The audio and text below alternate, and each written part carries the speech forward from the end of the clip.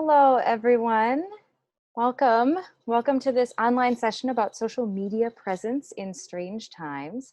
My name is Hannah Holman. I'm the interim executive director of the Minnesota Theater Alliance. I use she, her pronouns. They, them also feels good to me.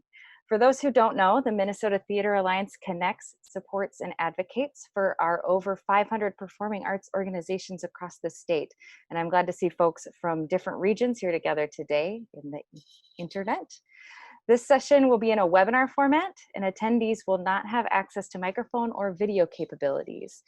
Please use the Q&A function to submit any questions that come up, as there may be time at the end of the session to answer those.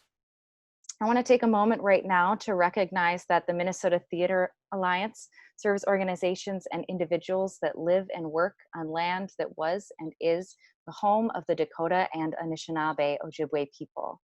We acknowledge the painful history of genocide and forced removal from this territory, and we honor and respect the many diverse Indigenous peoples still connected to this land.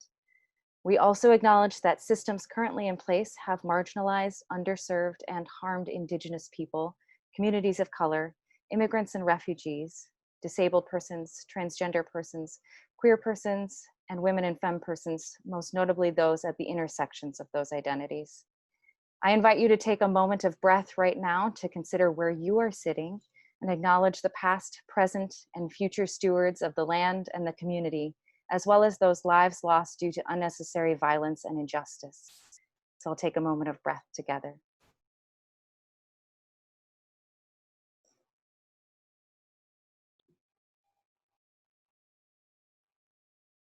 Thank you, everyone. And I'd like to also invite you to some upcoming events to put on your calendar. Today at 4 p.m., we'll be holding an online happy hour hosted by Twin Cities-based actor and playwright Pogi Sumangil. Tomorrow at 2 p.m., there will be a study hall about large group events on Zoom hosted by Tom Loftus, who has learned a lot launching the Are You OK series with Pollen Midwest. And with that, I want to say thanks to Brad and Ted and Rachel for joining us. And I'm going to turn it over to you, Brad. Excellent. Well, thank you all for joining us this morning. I am Brad Larson, and I'm the founder of Prairie Pixel Co. And we are here joined by Ted and Rachel Kozlowski. They are married. Ted is the mayor of Stillwater, in addition to being a technical genius in all things digital marketing. And we have had a long history of supporting arts organizations, not only locally, but throughout the country. And we are here today to share our perspective on social advertising. I think to kick things off, the premise of what should be done during a downturn in an economy of which none of us have lived through anything similar to the economic situation that we are all facing right now, is that study after study after study, if you search whether it be Forbes or the New York Times or Harvard Business articles, the emphasis and the studies have shown over and over again that the worst thing that an organization can do is to go quiet during a downturn in the economy. And it's been proven that those organizations that continue to market and promote who they are and what they are doing contextually for the time frame wind up doing significantly better than those who went quiet during a downturn in the economy. So I think our goal today is to talk about different opportunities that we can do within social media. We're going to focus on Facebook and Instagram as our primaries, but we're going to talk about some other things like analytics and how those things meld together so that you get a full perspective on how your marketing is actually performing for you in the long run. Ted and Rachel, you want to add anything to that? No, that sounds good. I guess, also just to, say hello to everybody, and I'm glad we've got everybody here today. It's kind of a gray day. It's a good day to have this conversation. Obviously I agree with what Brad just said, but I also want to set some expectations. I mean, we've got an hour and a half. When we do this type of training, we've been doing training, for 10 years at this point. And when we do social media advertising, it's usually a 2-day class. And so this isn't a scenario where we expect everybody to follow along with us as we go through setting up some of these campaigns and talking about the best practices on how to do that. It's really to, as best we can with the 90 minutes to answer your questions, and then also show you how to do this stuff. But again, we're going to have to move kind of quickly. And so the idea is to show you what's possible, but in order to actually execute these campaigns and do it well, we're going to send some resources out after the class. So you're going to have to put some more work into it. It's not that easy to summarize all of the buttons and levers within the Facebook interface in 90 minutes. So I just want to make sure everybody's got a good set of expectations as we're going through. And I would add to that, Ted, as soon as everybody figures out where all the buttons are, Facebook likes to move them. So right. Don't be afraid to recognize that Facebook likes to move your cheese. All right, so let's dive in. Let's look at the agenda for today. We're going to cover a lot of things. In fact, I'm just going to hit them at a high level right now, and then we'll go into them more detailed. So what is the state of the world in terms of social advertising? What are your organization's current status for using social? The big question is going to be, obviously everybody is in a wait and see mode. So when should we be reopening, and what does relaunching look like? We're going to have a little sidebar on an ongoing evergreen topic, which is fundraising. So we'll talk about some best practices there. We'll move on to organic and understanding how that can play a big part in what you're doing today. Then we're going to talk about how one actually manages their advertising in Facebook and Instagram. Should you be boosting, or should you be using the business profile? And then some best practices for paid advertising within those two platforms. Key to doing well is creating unique audiences that are relevant to your success. So we'll talk a little bit about that and how you can target through remarketing using Facebook and Instagram's different tools. Next up would be focusing on how to clearly understand where someone is in your marketing or sales funnel. So a lot of companies tend to focus on that top of funnel without recognizing that they need to move people through that to get to a sale. The big question of, if I only have $1, where should I put it? So should I put all my dollars into social advertising? It's an ongoing question. Tied to that is both Facebook and Instagram's analytics on the back end, as well as website analytics through Google Analytics. So we'll talk about how that can help or be a hindrance. We'll talk a little briefly on some changes in technology, mainly Google Chrome browser just came out with an update this last week that's going to have a long-term impact on defining audiences. And then we're going to end up with some Q&As, of which some folks have already provided some cues, so we'll address those at the end. But if you have more, use the Q&A function to post them, and then we'll go through them to the best of our ability at the end of the show. How does that sound?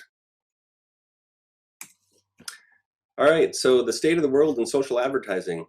According to the New York Times, both Facebook and YouTube, Facebook being the inclusive of Instagram, Facebook has increased by 27% as everybody's sitting at home trying to figure out what they should be doing or not doing, but trying to stay safe.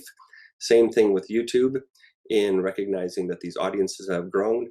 On the flip side, advertising has also decreased. So what used to cost $1 in both of these platforms have gone down significantly, 20 to 30% in some cases.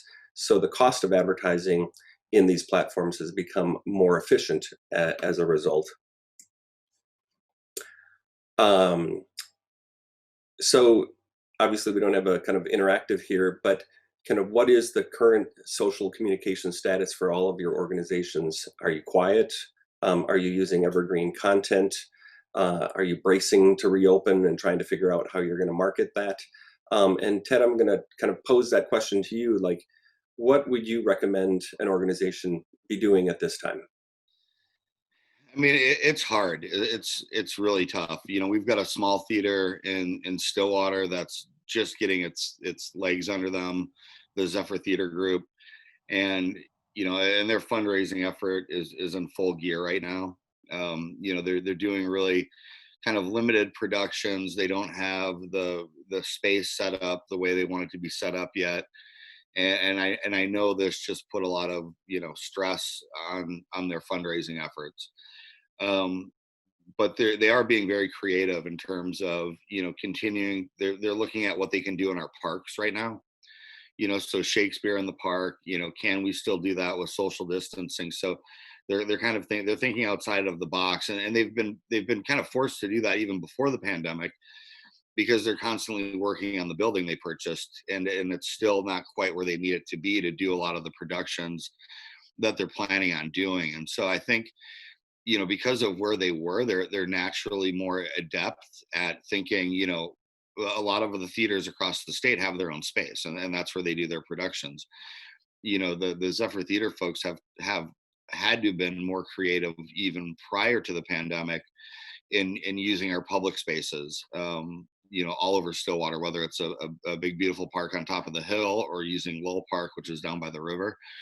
And so I think it's helpful for everybody to stay front and center. I don't know the tempo of what all of the different organizations that are part of the Minnesota Theater Alliance are doing, but I would say if there are those things that you guys can do, as the mayor of Stillwater, I love seeing that those permit requests come through saying if we adhere to social distancing, if we keep the total number of people to X number of people based on the size of the park, is it okay if we still do Shakespeare in the park and things like that? And I think that gives them something to promote. It gives them something new and fresh to talk about in Stillwater. And so I guess I'd suggest that look at being creative and thinking outside of the box, but you've got to figure out something to talk about. And maybe you flat out, you live in a place where you don't have the ability to to go outside, or the bandwidth to it's hard to do a production outside, right? Because they're not going to have tents, they're not going to have covered places.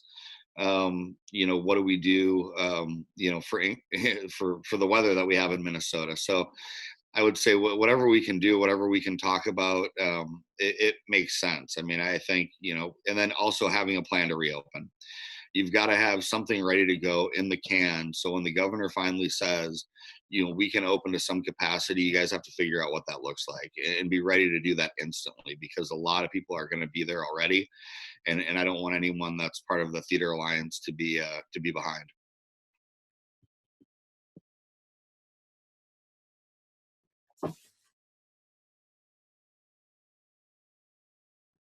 There we go. So exactly, Ted.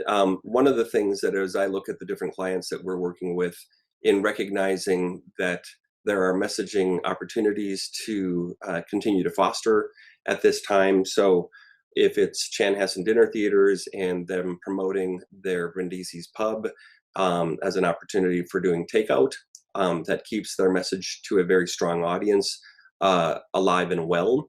It also helps them kind of continue to keep their brand present to not only their key audiences, but people who are looking for like services or looking at solutions like the opera, who has turned to their wardrobe department to create gowns and masks for those who are in need in the medical community, ensuring that they're taking advantage of the resources that they have to be a part of this community that we're all a part of. So that's two great examples of how arts organizations have continued to be present, even though their core mission may be being put on hold until we can get to that point where we can reopen and we get the green light from the governor and the health department to do their thing. When we think about relaunching, we really are looking at a model where it's almost like restarting your business. So one should consider a bigger emphasis when these doors do reopen, so that you can get your message out into the audience and make sure that you're motivating people to engage with you. So Ted, on that note, I'm going to ask you the question. So how should one prioritize different media when it comes to the opportunity to reopen? I know that we talk about display and social. Right. You know, I think all things, you know, if, you know, Brad, you and I mean, our company, we work with clients that have, you know, pretty significant budgets where they have the ability to do, you know, they can do some combination of every type of media. I think some of this stuff is going to be harder for smaller theaters if they're not working with an agency or have somebody that can do, you know, Google advertising. But I'll tell you overall, like our strategy has been with all of our clients, whether it's, you know, it's theaters like Chanhassen, whether it's, you know, Ford Motor Company or BMW USA or whatever, you know, we work with a lot of large companies across the country. You know, right now it is that it's almost acting as if you're a brand new business, you know, and obviously everybody knows Ford, everybody knows BMW, and everybody knows Target. And everybody's probably really familiar with Chanhassen Dinner Theater, right? It comes down to, you know, where do we get the cheapest eyeballs on our brand and our message? And right now, the absolute cheapest eyeballs you're going to get are through YouTube advertising. We can get video views for 1 or 2 cents per video view. And so when you think about, you know, having a, you know, a $100 or $200 monthly budget for advertising, the absolute best bang for your buck. And I think theaters are perfect for this because you got, hopefully we can come up with some good creative content. We have good creative people. You've got all the talent, you understand the value of production. And I think you're in a perfect place to do some, you know, long form video, you know, 1.5 minutes, 2 minutes. You know, these aren't TV commercials, right? We're not held to a 30-second spot. And honestly, I've seen people engage with, you know, I've got some political clients, you know, where one of them is like standing under a bridge in the rain talking about the bridge that she helped build for the city of Hastings. And it was terribly shot. She did it herself with her iPhone, and it was almost 2 minutes long, and the view rate was almost 70%. I mean, people will watch this stuff, and the cost per view was about 2 cents. And so I would say YouTube would be the best emphasis, but that requires, you know, setting up a Google AdWords account, being able to launch Google AdWords campaigns for YouTube videos. Second to that are display ads. They're the banner ads that you see all over the internet. Whenever you go to the New York Times, the Washington Post, HuffPost, whatever your flavor of media is, you know, I've been shopping for shoes because I'm stressed out and depressed and sad about things, and I love shoes. And so Cole Haan has been chasing me around the internet. You know, they know my size, they know my style, they know everything about the types of shoes that I like, and it makes it really, really hard for me not to buy shoes. And so those banner ads and remarketing are kind of the second best option. And then it goes into social. I would say that's probably the third, because it's social's more expensive than traditional banner ads and video. But it's less expensive than search marketing, where people are actively doing a search on Google for theaters, plays, productions, events near me, those kinds of things. You know, that's the most qualified traffic, but it's also the most expensive. And so if I were just starting a theater, and I think that's the mindset, unfortunately, that we have to be in, no matter how long you've been around as an organization. Right now, it's having a plan to get the most eyeballs at the lowest cost on what you're doing and when you're ready to open. Excellent. So when I think about things like YouTube and long form, like you mentioned, the goal of doing a long form video, I'm going to go back to some of my video days in broadcast news, is not only to have that all-encompassing, but to also think about it from a storyboarded perspective of how one can break that down into smaller pieces, because then you can turn around and you can use things like ad sequencing within YouTube to do your hook. You can do it with your multiple iterations so that you can start to serve smaller bite pieces of information to key audiences that have moved further down the funnel. So you can start to take advantage of some of the technology that's out there to simplify and actually improve your benefit, your end results. You can use YouTube videos in Facebook, but you have to export them into the raw files to import them back into Facebook. So think about that. And then there are some restrictions in the Instagram world in terms of the format. So whether it's the square or vertical format versus horizontal format. So be thinking about how one is creating this content, or looking at solutions to migrate them or convert them into the best possible scenario for that. Anything else you want to add to that, Rachel?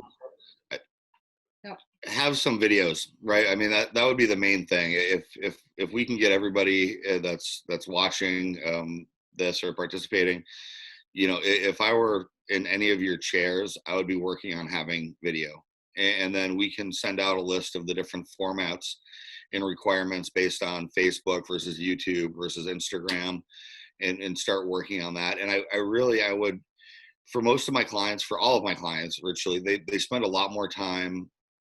I don't know. In my estimation, they spend a lot more time based on the scenario where, my friend who ran for state senate and ultimately won the state senate race was holding her camera up under a bridge in the rain. We don't need terrible production value, but I guess I wouldn't spend too much time, right, thinking about doing it to the place where it takes you to a place where you ultimately don't do anything, right? Getting something up is better than nothing. So don't worry about it too much. Obviously, you don't want to do anything that damages your brand or your reputation, but also we don't want to get to a point of paralysis where we just don't have anything to put up and promote. So I'll add a point of color here. I have a friend from high school who started a health and wellness business, which is primarily massage and Reiki and those kind of healthy, mindful elements. And obviously, along with all other businesses, they were forced to shut down by the pandemic. One of the things that they pivoted towards after we chatted with them in terms of a communication strategy is that mindfulness and meditation approach that they do. And so she, being not the technologist or propeller head that I am, was like, I have no idea how to do this. She didn't have any clue as to how to use Facebook to do a live performance. So I'm like, you don't, to Ted's point, quality of what it is that you're producing is important, but you don't have to go spend $1,000 on new equipment to achieve really reasonable quality. So she went out to the local Walmart and she bought herself a little light and a microphone and a stand for $40. And her solutions look like $1 million. And she's been able to maintain an audience connection with people in the community who are looking for her services, and they are chomping at the bit to get back in and take advantage of them once the green light has been given. So don't be afraid to practice and play. And honestly, if you're not comfortable with it, look to your kids, because they've grown up with some of these technologies and they can do them left and right. And as I was thinking about preparing for today's call, I know that we're really not focusing on TikTok, but sometimes the first point of entry is the barrier of, well, what's the creative going to be? So if you're not already doing it, start paying attention to what people are posting on TikTok, because the people on there are so unbelievably creative and steal their ideas. There is no shame in stealing somebody else's idea and making it yours, but that can be a great place to get some seed germination going so that you can build that kind of messaging into your social platform, whether it be on Facebook, Instagram, or others. All right, so we're going to pivot a little bit. So far, we've really been talking about whether it be kind of season promotions or show promotions for traditional marketing and how to relaunch. But another question that comes up consistently is fundraising. So Ted, if you could, from your expertise perspective, talk a little bit about how fundraising and using social media to promote fundraising is a little bit of a different bear than traditional show marketing. It is. I think the best scenario is you almost have to blend the two together. I mean, I don't want to keep using the Zephyr Theater as an example, but it's in my backyard. And because I'm the mayor of Stillwater, and my wife and I are a part of the community, and we're involved in as much stuff as humanly possible. I think that helps the message, right? It's like it's different from I sit on the board of directors of Valley Outreach, our food shelf, right? Their messaging is limited to helping those in need and their core mission. And it's a challenge for nonprofits in that realm, because that's all they can really talk about. I mean, it's they do a really good job of finding joy and that ability to deliver services to people that are most in need. But it's still, it's kind of it's a double-edged sword a little bit. Like it's a lot easier to tug on the heartstrings with a food shelf from a nonprofit standpoint. But on the flip side, they're also very limited in terms of the content, right? They get food to people that are most in need. And so that message, it can't really evolve because that's all they do, right? And the number of people in need, it goes up, it goes down, it changes over time. But their services and the impact that they have for their customers, although it's great, it's kind of the same story over and over again. Where I think theaters have a little bit of a different opportunity in that, you're supporting, unique content. I know the Zephyr is doing a lot of acting camps and training for kids. Calissa and Cassidy are both like the de facto theater teachers in all of our elementary schools and junior highs and high schools. So they've made themselves part of the community through developing productions for all ages, as well as, professional productions. And then they're using that message to help with their fundraising efforts. And so I think it's a little more complex for local theaters to do it. But again, it's really a community-based thing, which I think helps you guys. It's more of everybody in the community should support this local theater because we're bringing this, this content, this talent, these camps, these services, whatever they are. And social really is the best platform for that because it is the most community engaged type of platform, is to be on Facebook. If you're trying to do banner ads or video, yes, you can target those to only people that live in Stillwater, but there's not a lot of engagement around a YouTube video. People in the community aren't sharing it. They're not commenting on it. I think social for local theaters is probably going to be, again, the best bang for our buck when it comes to fundraising efforts. But you also have to have the site set up well, right? You have to make it easy. One thing that I see in all nonprofits, smaller nonprofits make it really, really hard for me to give them money sometimes. I still have a nonprofit, excuse me, just allergies. I still have a nonprofit in Stillwater that insists on sending me that envelope that wants me to put my credit card number down on it and send it to them in the mail, which is kind of the last thing I want to do from a security standpoint, is to give you my credit card and my expiry and my security code on a piece of mail. And so I would think about your mechanism for fundraising and think of it as an e-commerce transaction. And if I'm trying to sell lawnmowers for Toro, which a client that we've been working with for over a decade, the whole idea is to make it as easy as humanly possible to buy that lawnmower, right?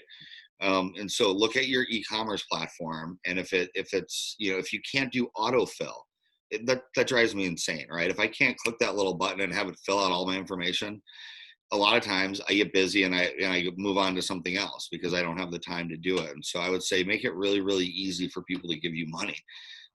Would be the best advice right now. Yeah, the example that jumps out at me is one that I saw recently that said it's easier for me to buy a Tesla online than it is to buy a t-shirt in so many places. The same applies to arts organizations, especially as there are so many variations on ticketing systems that are in use. I would challenge everyone to kind of assess those things, especially in these downtimes, to say, how can we improve ourselves going into the future? Because some of the long-term impacts of this pandemic may, like I said, be long-term. They may stay with us in ways that we hope or would anticipate wouldn't be the case, but I would plan to recognize where things can be improved within your own environment. And, and we haven't talked about it at all yet today, but if one hasn't set up things like Google Analytics, Google Tag Manager, Facebook Pixel on their site, and the ability to track across cross-domain tracking, because many sites have a marketing website that they then flip over into an e-commerce site. So if one has not connected those dots, you're effectively working with one patch over one eye with the data that you can get at the back end.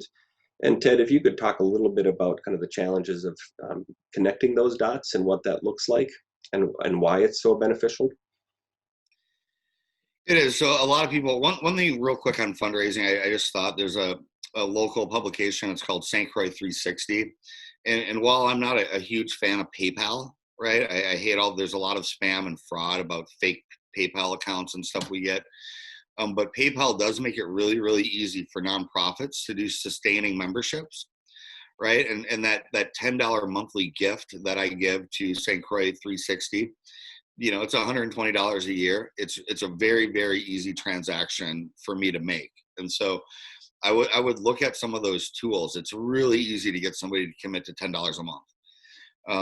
Versus that $100 donation, it can be a little more challenging. It can cost you more to get a $100 donation than that $10 monthly. And so I'd look at some of those sustaining things because frankly, I just forget about it, right? The minute I sign up for it, I get my cool sticker that says I support St. Croix 360 and I love the river. And then I never think about it again until my credit card expires. And I go, oh, wow, that's added up and that's awesome. So think of some of those things. As far as what Brad was talking about with cross-domain tracking and analytics, we'll get there.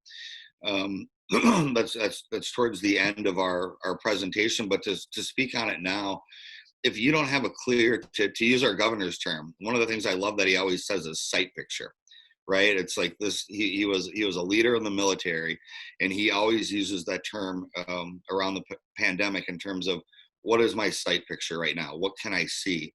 Google Analytics is very much that same thing. If you don't know your site picture, if you don't know where your best visitors are coming from, if you don't have good analytics on who your best customers are and what they look like, it's going to be really, really hard to have a site picture in terms of marketing, right? If I don't know exactly what these people look like from a digital standpoint, it's going to be really hard to attract more of those people from a digital standpoint. And so I would say, making sure we have Google Analytics set up correctly across all of the different sites that we have is really, really important in completing that picture of who are our best visitors. What do they look like? Because it'll be surprising. Even businesses that have been around as long as the Chanhassen Dinner Theater, when we were able to get all of this stuff put together and set up, some of the people that are spending the most time on our site looked a little different from who we all thought were their most ideal customer. And so I think having good analytics is absolutely essential before we start spending money on trying to get more traffic to our sites. Excellent. And Hannah just sent over a note as a quick reminder of some additional options. Hannah, do you want to chime in and kind of give a perspective on your experience with some of these other tools? Sure. Just real quickly, I know my theater company uses DonorBox, and we really like that as a platform for recurring donations. And through GiveAMN, a lot of Minnesota theaters are very familiar with that through Give to the Max Day and the recent Give at Home campaign. And I know if you do some more searching as well, there are other options besides PayPal. That's all. Excellent. Thank you for that aside from the peanut gallery. All right, moving on. So when considering social promotion, obviously arts organizations, as a general rule, are not rolling in excess money in what it is that they can do with their marketing efforts. So the first and free thing that one can do is focus on their organic posts. The positive that comes out of that is you can be posting all day long as you've got creative ideas and content that you can bring to the forefront. The challenge is that the algorithms that Facebook uses doesn't necessarily lend itself for those messages to always get through to people in a timely fashion. So one of the elements that I always consider is get out in front of events far enough so that if Facebook is cycling when your followers are seeing your messaging, that you're increasing the likelihood that they're actually see it before the event happens. Can't tell you how many times a nonprofit organization has sent out promotional events, but I've seen them 5 days after the event actually happened. So the challenge is I was like, yeah, that's an interesting opportunity. I wish I would have been able to see it. But because of how Facebook likes to get everybody to pay for things now, that is something to definitely be considerate of. I remember years ago I was at a Twins game, and a point of contact at the Guthrie came in, and they were frankly livid because they had done all of this effort in terms of building their followers and their likes in the Facebook universe. And that was right at the beginning of the point where Facebook started to migrate people into this model of, well, if you really want to get to all of your followers, you have to pay X, Y, or Z. And they were like, well, we did all of this effort to create this audience, so why are you now charging us to use it? Well, welcome to their business model. So I would remind people that if you have a solid website, that make sure that you're sending people and building your audience from that which you own, which is a first-party audience profile, versus Facebook, which would be considered a third-party audience profile. That gives you more long-term benefit when you can own the audience, own the list. It's no different from your ticketing or your fundraising, making sure that you have the closest relationship to your customers and your patrons as possible. And every time you take a step away from that, there may be costs or restrictions that come into play with that. Ted, do you want to add anything to that diatribe? Sure, I'll add a few things. The fun thing about the organic posts is that you can really kind of, as we had said earlier, be creative. So you can use some of the posts of things that you have done, shows in the past. And since people are on social more nowadays, they really have the time to research different places. So if there's a theater and they're like, oh, I've always wanted to check it out, you know, maybe they see a video of you giving a tour of the theater space, or they see posts from past productions, or video would be even better of past productions. And then they can really put some time into saying like, hey, it'd be awesome to check it out when they're open again. The other nice thing about social media is that, as Brad said, if you kind of want to build out who's going to see your post, is that you can tag people in it, and you can have the people that are tagged in it share the content as well. So if you do have a video with, you know, your cast members in it, and you get their permission to post it and all of those things, then you can tag them in it. Also say, hey, can you please share this on your feed? And people generally do, because they, you know, like to share the content. We think with the organic, we really want to have fun with it. What I like to do for organic is find the content I want, add about a 2-paragraph blog to my website. So I have that on my website, and then do a smaller version of that on Instagram and Facebook. So I kind of have, it's the same content both places.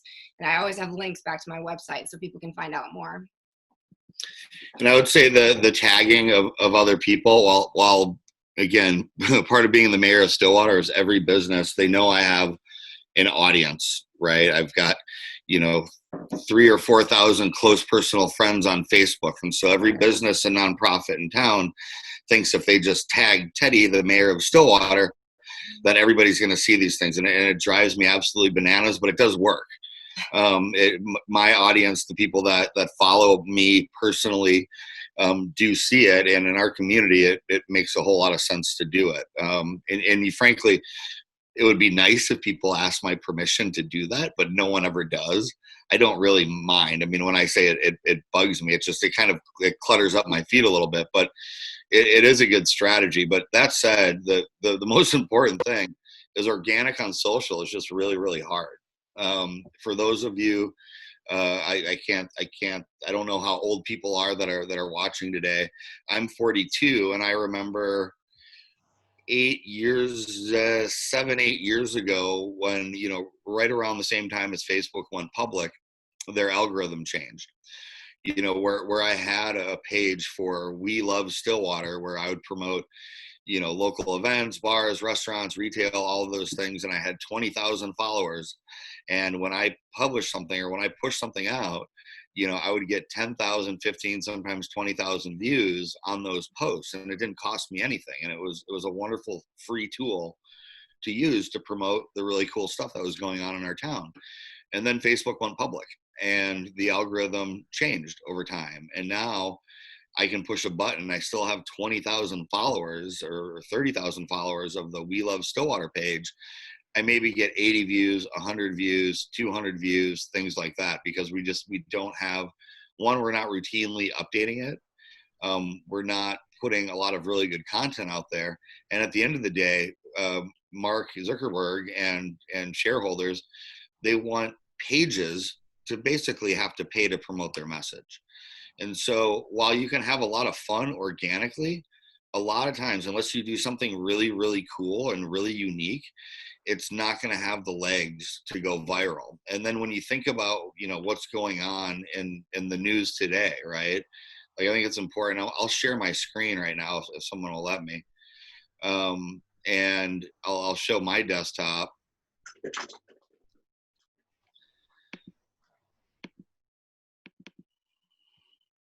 And go to Facebook. This is probably my least favorite thing to do, is go to Facebook in a room full of strangers. So can everybody see that? If we go down and scroll down, you're going to see, personal, Mary Reed. I have no idea who Mary is, but apparently we're close personal friends. We're going to see this for Planned Parenthood. Now, not only, I support Planned Parenthood, not to get political, but it's showing up on my page. That's why I'm seeing it.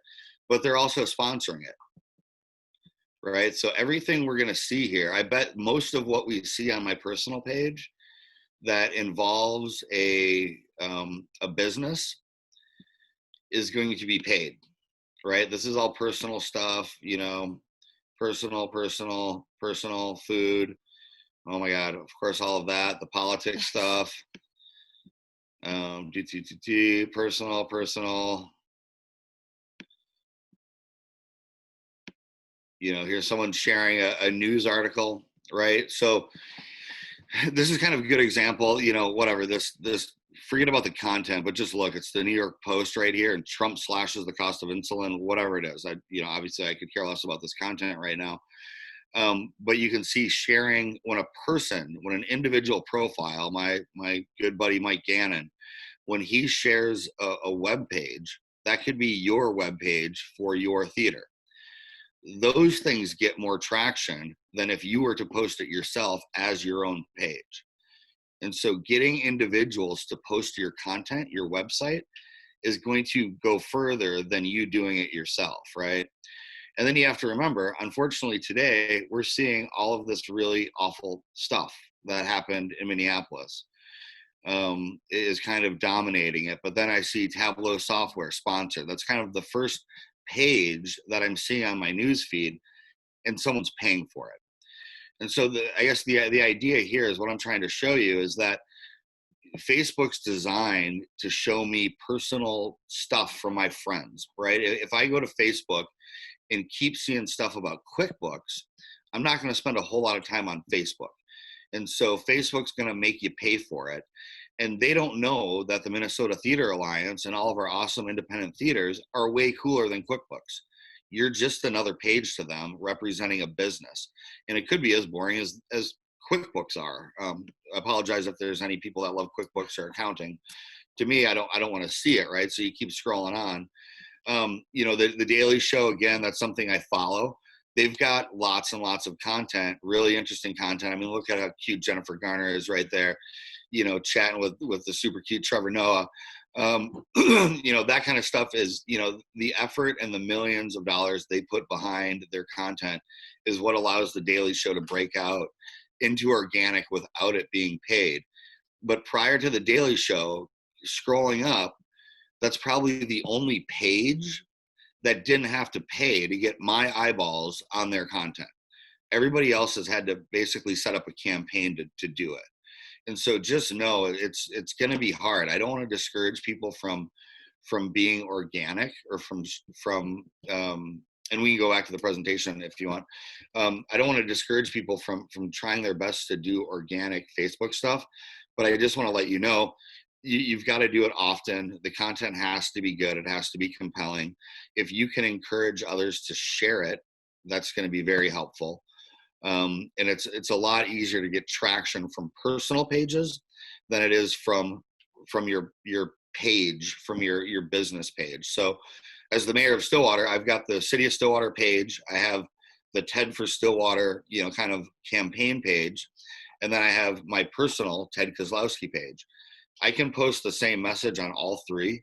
And the one that gets the most by a factor of almost 100 is my personal page when I post a message out, right? Because I'm not giving Facebook money for the city or for my own election related page. It's a lot easier for me to do it personally.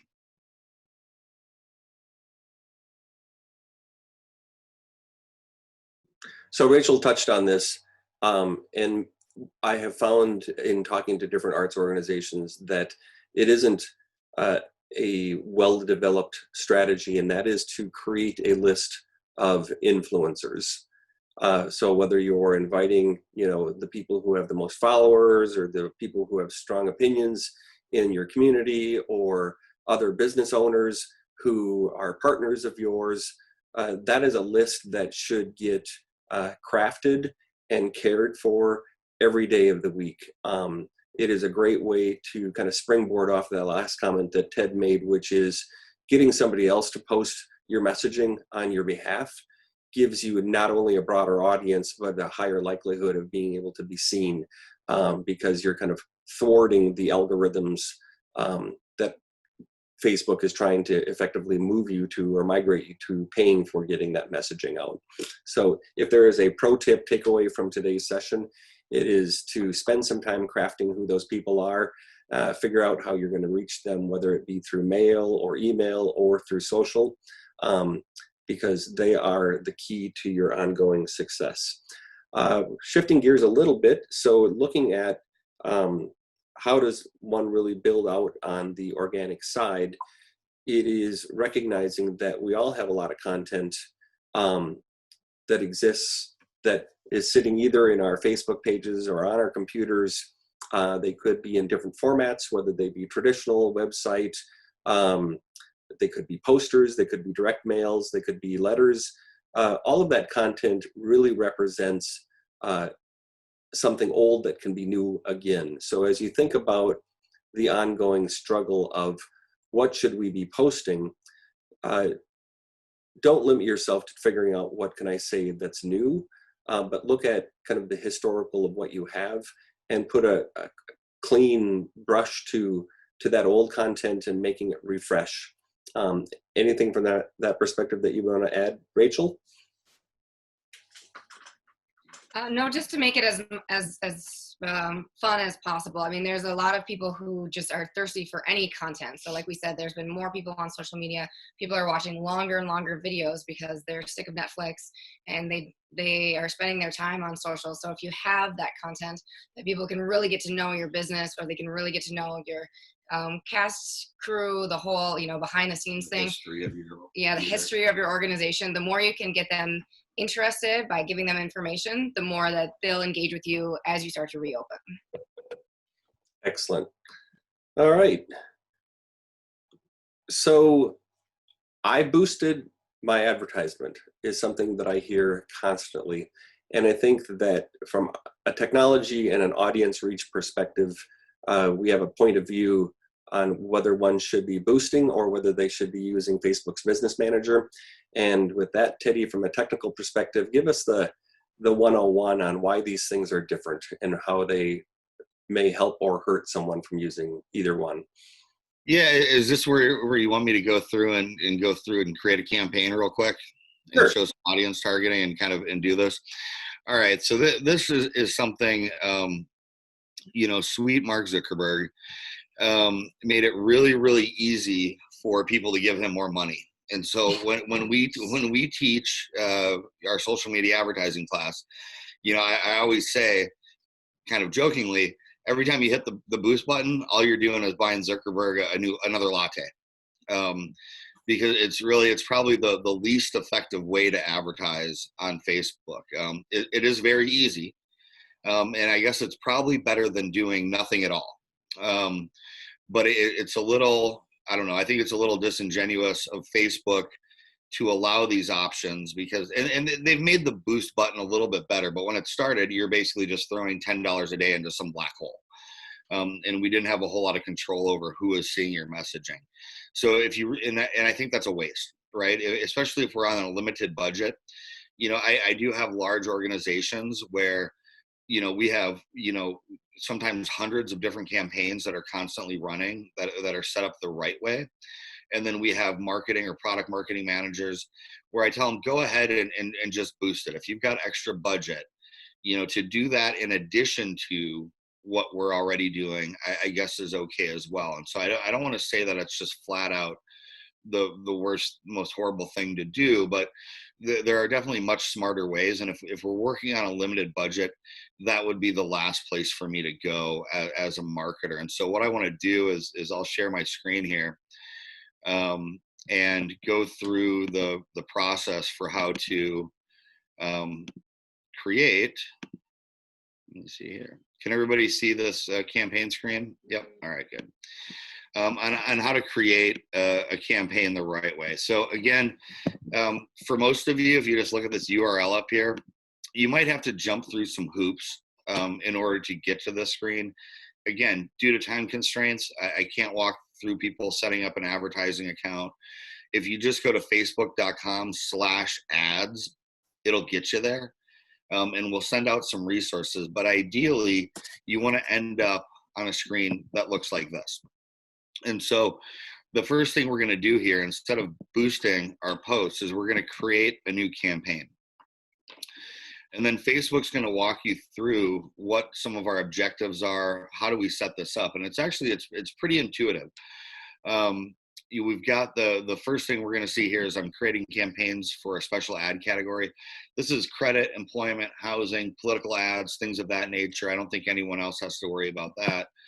And then as we scroll down, it's going to force us to, and here I'm just kind of moving my little box around. It's going to force us to pick an objective. And so this is where a lot of people, almost stop. They don't exactly know what to do. So I want to walk through these real quick. Basically, all of these things, they're more or less the same, right? The only ads that we see on Facebook, there's only really a couple types of ads. There are the ads that we see right here: protect your healthcare data, business texting for healthcare, textline.com, right? Everybody can see this ad. And then below it, we've got, some kind of thing for life insurance. I guess here it's just swapped out. These are sidebar ads. And then as we scroll down my feed, we see our news feed ads like ground truth. Understand your customers from their offline behaviors to drive awareness of your brand, right? So you've got placements here on the sidebar. You've got placements here. When it comes to creating the ads, all of these different options, you're more or less doing one of those two things. You're either advertising in their news feed or you're advertising in the sidebar. When you choose brand awareness versus reach, or traffic versus engagement, or conversions versus store traffic or sales, all you're really doing is you're adding or removing some additional options in how you set up your campaign. It also can change the way you pay for your campaign. So if we click traffic as our objective, Facebook's going to give us we're going to be able to buy traffic from Facebook on a cost per click basis, meaning you only pay when people click on your ad. Where brand awareness or reach are going to be placed on a CPM basis, which stands for cost per milli being Latin for 1,000. And here we're just paying for the number of times our ad is served, right? If we're looking at conversions, which could be a sale, could be a donation, could be a newsletter sign up, a subscription of some sort, we're going to be allowed to pay for those campaigns on a cost per acquisition, meaning we only pay when we get a lead. Now, unfortunately, while all of those things sound really nice and awesome, they really don't work all that well. What I tend to focus on is awareness. I really like to start out my campaigns with reach, because the reach campaign gives us the most flexibility in advertising to our audience. And I'll walk through it and I'll kind of explain how this works. So once you get here, click on reach. And we're going to just give it a name of reach test, right? But this could be your fall, your Shakespeare in the Park that you're going to do in your community coming up. Forget about the testing or the budget optimization for now. We're going to leave those off and just hit continue. Obviously, when you first set up a Google Ads account, I guess one thing I should go back real quick and say, everybody has their own personal Facebook account. That's their username, password, where they log into Facebook. And then we have the pages that represent our business, right? Where you can allow people to be administrators, content managers, different levels of access to your page. Your advertising account is also separate from that. So you can have one advertising account where you're advertising to multiple pages if you're so inclined. So know that it's a different process. You have to, it also has user permission. So you can be the owner of the advertising account, and then you can give people access like me to run ads, or somebody else in the organization to run some of these ads. You can see when we start out, my potential reach, by just looking at the United States, is 230 million people, more or less. So, you know, if you're ever at one of those seminars where they say, you know, all the cool kids are off of Facebook and, you know, everybody's on whatever XYZ new platform, you know, you never hear about Snapchat anymore, right? And that was where all the cool kids were hanging out a year ago. Basically, everybody's on Facebook, right? You know, how many people use it on a daily is only going up. You know, it might not be the demographics are constantly changing, but more or less 230 million people out of a population of our US is almost everybody. You want to choose the page. You know, in my case, I've got access to a lot of different pages of people that I work for. So this is where you would select the page for your theater. And then you have the ability to create audiences. So this is where I would find different audiences that I've created in the past. But we're going to start from scratch and assume that we don't have any of those. I'm going to start with location, right? By default, it's the US. I always go through and just, you know, try and X that out, because a lot of people mistakenly will add a location to that, but they'll forget to remove just the United States, and all of a sudden they're advertising coast to coast without knowing they're doing it. So I like to get rid of that. I'm just going to put in Stillwater and Stillwater, Minnesota. And you can see by default here, it gives me this big ring of 25 miles around the city of Stillwater. Maybe that's good for you guys, maybe it's not, but no, you know, you do have the ability to change that radius, or just do people that are located in the city of Stillwater.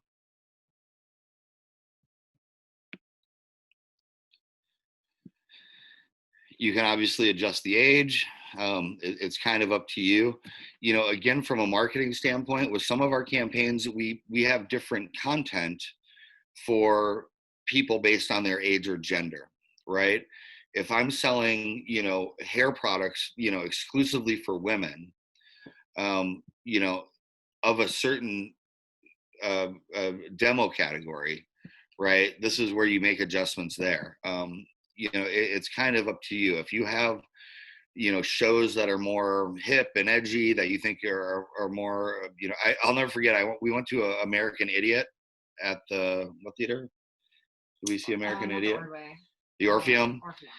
You know, and like you could see some of or maybe it was Book of Mormon, where you could see some of like the you know, the older season ticket holding audience were kind of walking out of that show, right? You know, there might be some things here where you want to adjust age and gender, but that's entirely up to you. Demographics, this is where we can get real deep in the woods here, where you can look at, you know, people that like Jay-Z, right? You know, everything under the sun from a demographic standpoint, education level, fields of study. You know, it's kind of up to you guys. In smaller communities, it doesn't make a whole lot of sense to really restrict your audience, I don't think, right? Because I think it's appropriate for almost everybody in the city of Stillwater to see ads for the Zephyr Theater. So I don't know how much of the kind of the interest stuff I would be doing if you're only advertising in the city of Stillwater. Now that said, when you're Chanhassen or when you're the Guthrie, you want to get further out into the state, right? People will drive, or their budgets will allow them to market in a larger swath of geography. And what that allows you to do is further define your audience. So basically, if your geography is really small, you know, like if I'm running for mayor again, if you're old enough to vote, I want you to see an ad, right? I don't really need, it's a nonpartisan office, so I don't need to pick, Dems versus Republicans or anything like that. I just kind of want everybody to see it. And Facebook's cheap enough. We're in a city of 20,000 or 24,000 people, which is our reach here.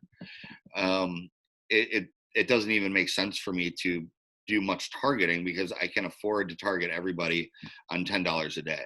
If you try to go broader, you want to try to whittle that audience down a little bit.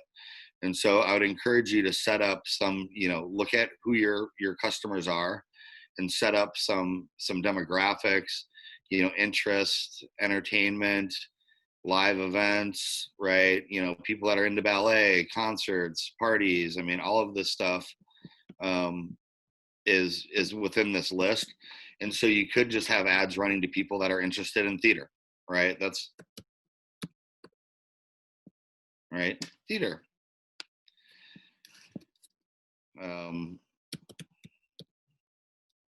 William Shakespeare, right? You could pick lots of those different things, but when you do that, it makes your audience go down a little bit.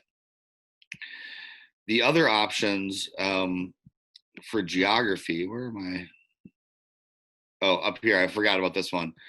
That we want to make sure we're paying attention to are people living or recently in this location, people that live here, people that have been here recently, or people traveling in this location.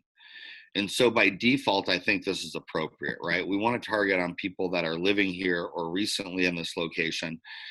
Stillwater being the tourist town that it is, when people check in or when Facebook knows that you're a visitor from out of town, if I was Leo's Grill and Malt Shop, or if I was the Zephyr Theater, I might have a specific campaign targeting those people that are spending the weekend in Stillwater. And so you can create a campaign for people that are just traveling in this location that kind of has that more timely, visit our theater tonight. We have a show going on at 7 p.m. or something along those lines. So if you're in a community that has a big industry or tourist industry, that might be a cool option for a campaign there as well. But I think by default, people living here makes the most sense. Yeah, Hey, I do. Go ahead.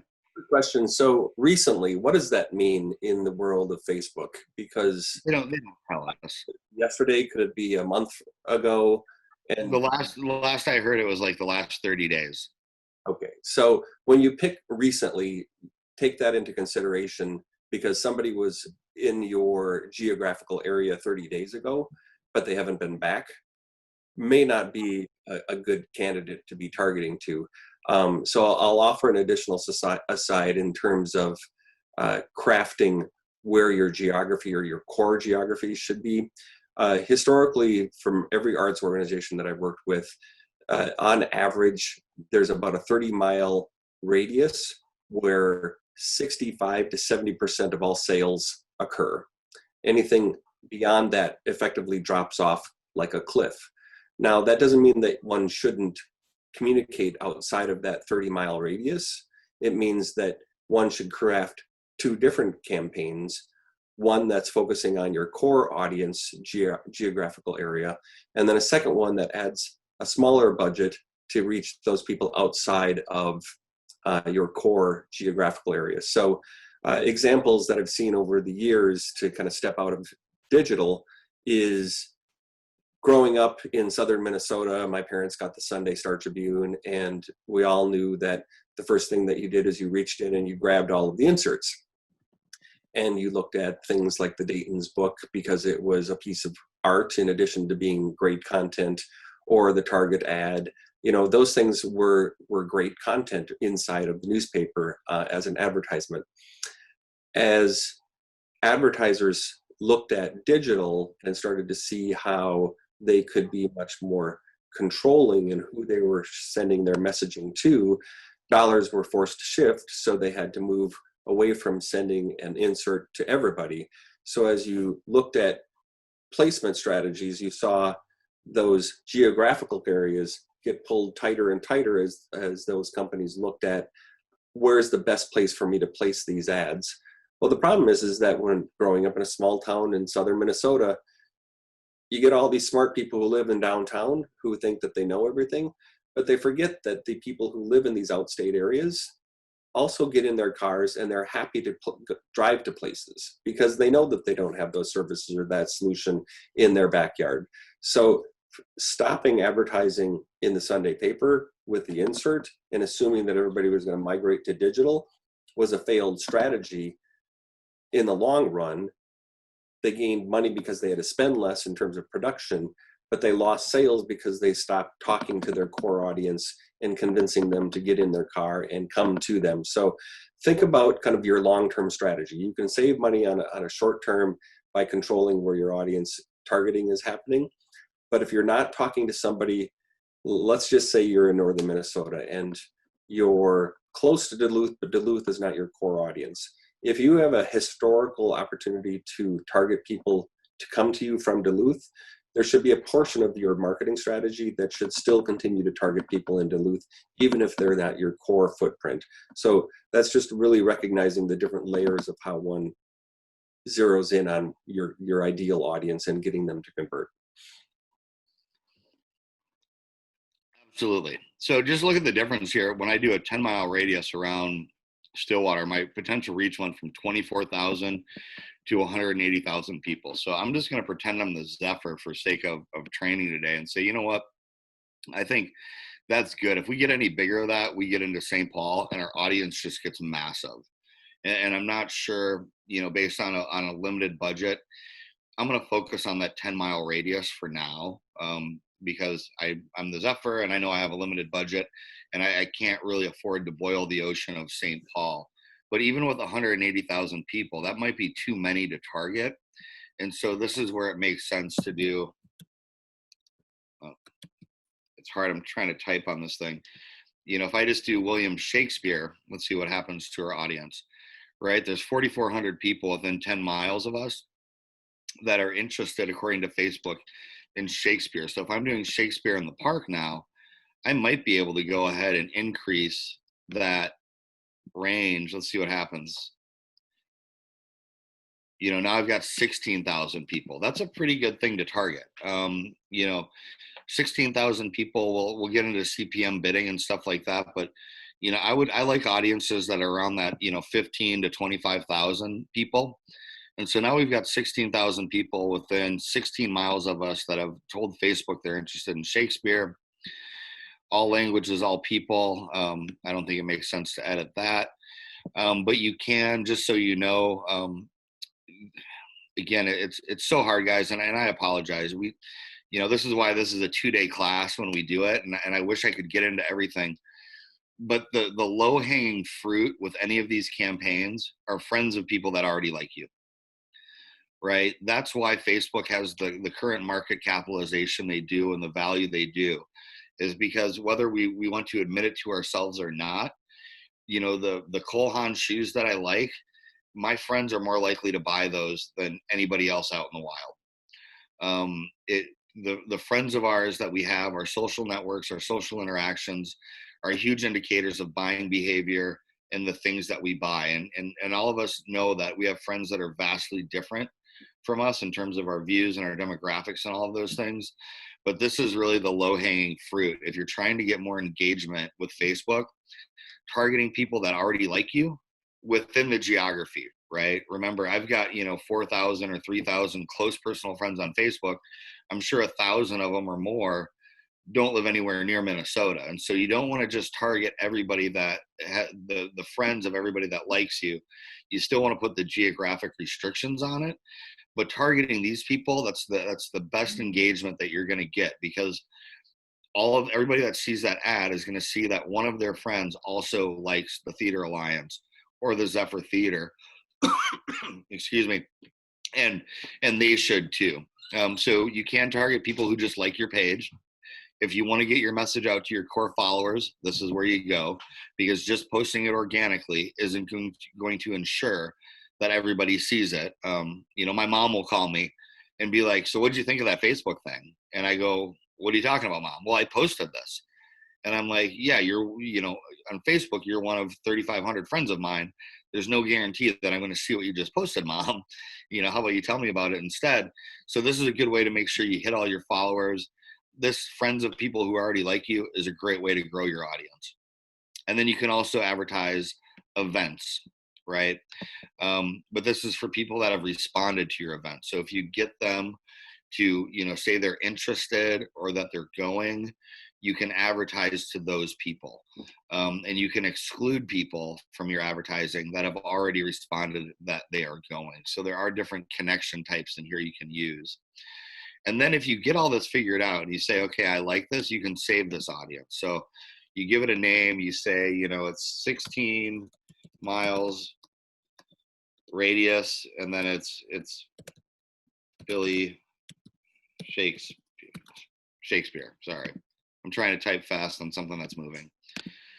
And so now I know this audience is 16-mile radius, and it's people that are interested in Shakespeare, and you can save that to use it again. And so now that we've defined our audience, the next thing we're going to do here is, kind of anytime Google or Facebook says recommended, it usually means recommended to give them more money. So I choose this option, manual, and I try and figure out where is this going to make the most sense. One of the things that Facebook does by default that I don't really like is they have this thing called the audience network.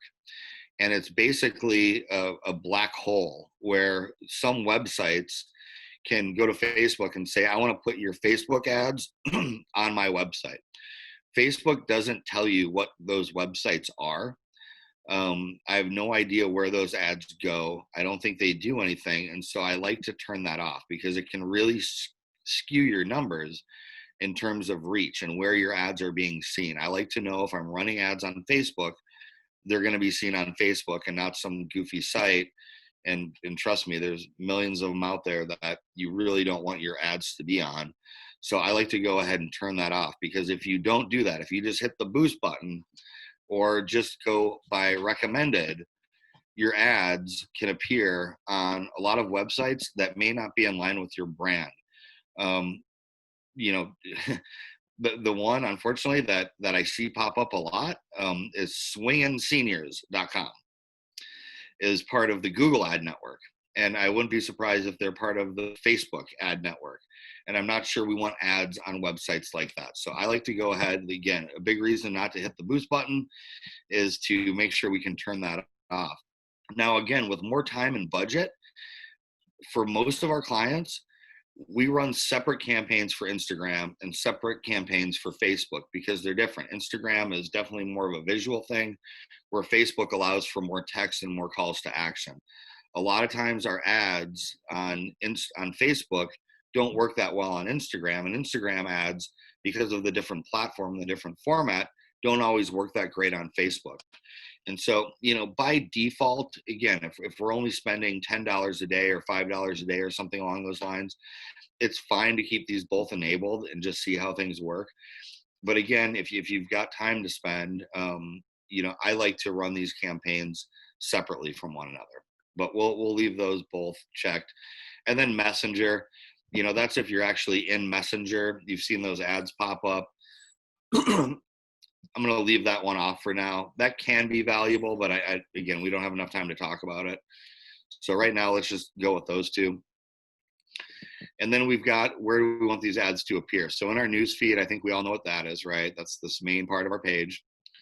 And the same goes for Instagram. Marketplace, right? That's where we can, buy stuff. I personally don't think ads perform that well in Marketplace. For theaters anyway. If you're selling cars, if you're selling snowblowers, if you're selling snowmobiles or skis, retail stuff, that can work really well in the Marketplace. But for events, for theater, I would go ahead and uncheck that box. And again, this is something you can't do if we're just hitting the boost button every time. Video feeds, I think that works for you guys. The right column, it's not going to let us do that right now because you have to bid on a per click. Those ads are designed to drive traffic to your website. So you'll notice, with this ad right here for Ground Truth, I can sign up right here through Facebook. I can like it. I can comment on it. I can share it with my friends. I can be angry about it, right? Where this ad for Ladder Life, if I click on it, it doesn't allow me to do anything within the Facebook universe. It takes me right to their landing page where I can now buy life insurance. I think Rachel's been looking at me putting on these COVID pounds. I think she's trying to get paid a little bit. Just kidding. And so, keeping those right column ads can be great. Instagram Explore, same kind of thing. You can leave that on if you want, but I'm just going to elect, because we have a limited budget, I'm just going to focus on video, Instagram, and our Facebook news feeds and get these out of here. Then we have different types of ad formats. Our ads can be seen in Facebook stories or in Instagram stories. Again, these require a different type of image and a different type of post. I'll leave them checked for now, but know that you have to make some extra steps when you do this. In-stream videos, I'm not going to talk about doing a video ad right now, but that's what this would be. It would allow us to add a video. So I guess I can leave that checked for now. But basically an in-stream video is if you're trying to watch something, a car review, or your whatever you're watching on Facebook. If you're trying to watch Trevor Noah talk to Jennifer Garner, this ad can pop up and show you that little sponsored ad that you see before you're watching the content. Those can be really, really good for getting eyeballs on your page. Facebook search results is not allowing us to do that. This article stuff, again, it's publishers are allowed to put a lot of long form content in the Facebook platform. Again, this can allow your ad to appear within content that might go against our brand, right? I don't know if you want somebody that's going off on some political, if the content from the publisher is some ultra right or left political vitriol or something along those lines, if it's about terrorism or gun violence, do you really want your ad for your theater associated with that? I would say no. So I like to turn that off. Again, I just want it to show up in my news feed right here, right? Where it's, obviously we're going to see a lot of goofy stuff on everybody's page and everyone is different. Unfortunately, I have to be friends with everybody. So I see all sides of this madness. I'm going to click on more options.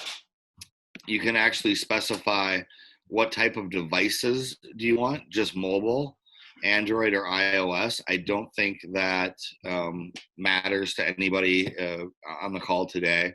That's basically for app developers.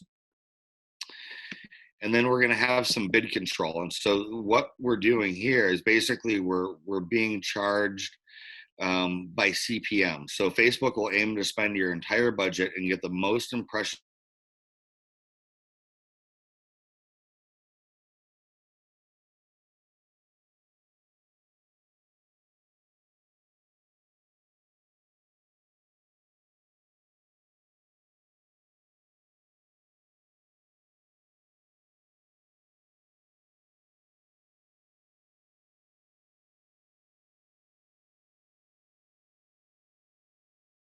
on any given day with my audience for $5 a day. My ad's going to be served between 1,000 and 3,000 times for $5.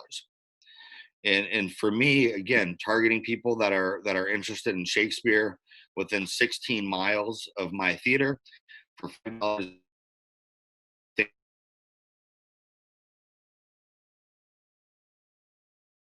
3,000 impressions a day is pretty good. If we do some math here, though, we know that in in roughly 2 weeks, more or less, the bulk of our audience is going to be exposed to our ad one time. Okay, we gotta wrap up. Oh, and we got to hustle here. So, understand the math behind some of this, that if our budget's $5 a day, it's going to take us all of 2 weeks for everyone to see our ad once. I don't know if everybody seeing our ad one time is going to create the lift and the drive that we want. And so, it's up to you guys. I would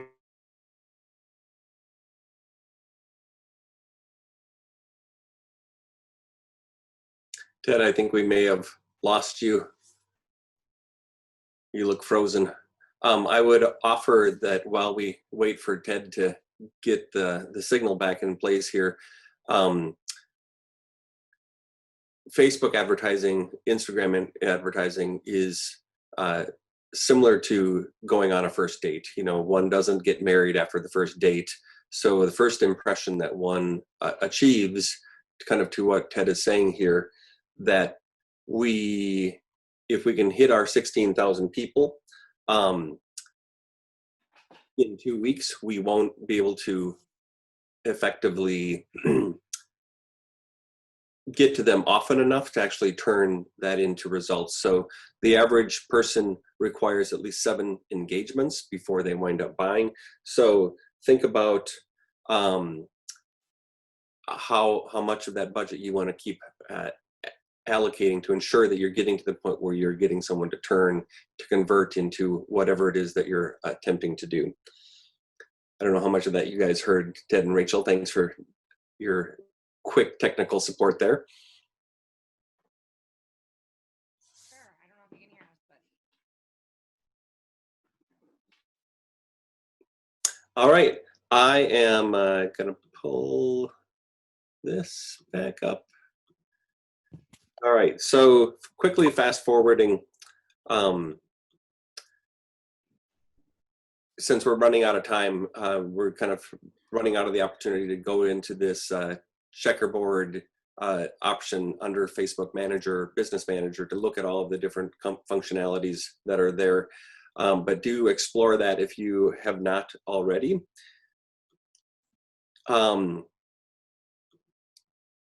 So Teddy, one of my questions is, you know, if I have limited budget, should I put all of my money into social?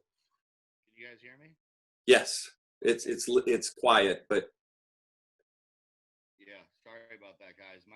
For the first time in the history of my Apple, that thing just went into a hard reset for absolutely no reason whatsoever. I just did an update this morning to make sure we're all good. So I totally apologize for that. As far as putting all of your eggs into the social basket, I think it's the question you guys have to ask yourself, frankly. Whatever you're most comfortable with. I think to me, Facebook is really attractive because it's, even though what we just went through looks kind of complex, or maybe look kind of complex to some of you, I don't know your skill sets. Facebook is by far the easiest. It definitely allows you to operate with the smallest daily budget. There's not a whole lot you can do on the Google Ads platform for $5 a day. You could do some YouTube ads on video for $5 a day, but banner ads at $5 a day, search ads at $5 a day, that's going to be really impossible to have any kind of to actually realize any gains out of that. Where with Facebook you can. So my suggestion would be to start with Facebook because it's the easiest. You can start it out with really low budgets, and you can see what works for you. But I would consider. I really think YouTube. If we wanted to do another training that was specific to doing YouTube videos, I'm fine donating more of our time to the good of the industry, and talking about YouTube. I think those would be the two I'd focus on more than anything else. all right. Well, I'm going to kind of wrap this up. Since we're running out of time, we did have a handful of questions that came in before the session. If there are some additional questions, fire them in through the Q&A. One question that came in was about video editing and low-cost, low-knowledge solutions. Those are two different parameters, so there needs to be some level of understanding of how editing occurs. If you go back to your good old days of cassette tapes and having to splice tapes that broke back in the day with splicing tape, digital video editing is effectively the same thing, only all done electronically. If you are looking for solutions and you're in the Mac world or PC, free comes with the Mac with iMovie. You can upgrade to higher end versions within the Mac universe, or you can go with something like Adobe Premiere, which is a really solid video editing program. If you want to have a really high quality solution that starts off with a no cost, but it doesn't come with all of the bells and whistles, look at DaVinci Resolve. That is a high-end company that produces all kinds of technology in the video and broadcasting space. So it's a great place to start. And the nice thing with that is if you want to upgrade to their paid version, you pay a one-time fee, and that's a lifetime license. So every time they roll out a new upgrade, of which I have owned that in addition to multiple other options.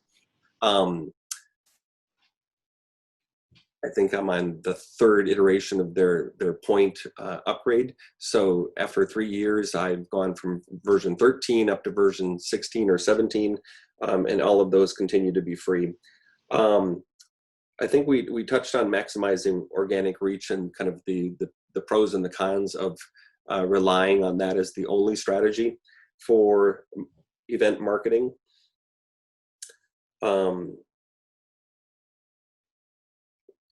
How can we use things that we've learned during the pandemic to make our organizations better even after restrictions are lifted?